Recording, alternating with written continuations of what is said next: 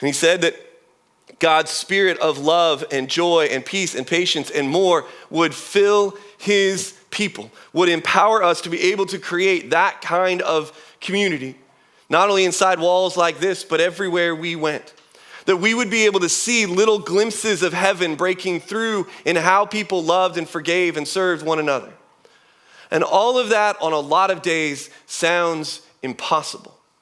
How could human beings who continue to hurt each other over and over ever create community where they love like that? It sounds impossible. But so is somebody rising from the dead. How is God going to dwell in and amongst us and do that kind of work to form us and form communities? It sounds impossible. But so is somebody rising from the dead. Jesus said that way of loving one another and caring for one another, creating those kind of communities, creates these little glimpses of heaven. These little glimpses he called the kingdom of heaven. And he said there is an eternal future in front of us where we would get to experience that kind of love and grace and community all the time in the eternal presence of God. He spoke of this beautiful eternal future. Revelation chapter 21, verse 4.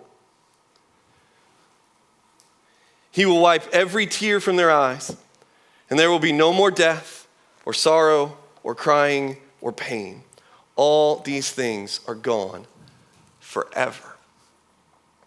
A future where sadness is drowned in joy, where anxiety completely and fully gives way to peace, where there's no more sadness or sorrow or crying or pain.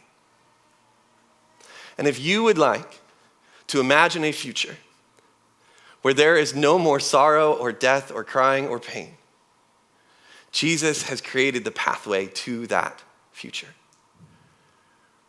In that letter to the Romans we mentioned earlier, Paul tells them that everyone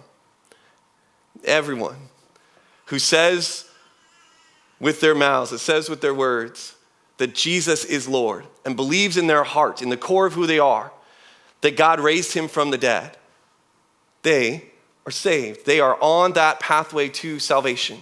They are rescued from the forever consequences of sin, that they are on a path towards this eternal future. No more sorrow, crying, death, or pain.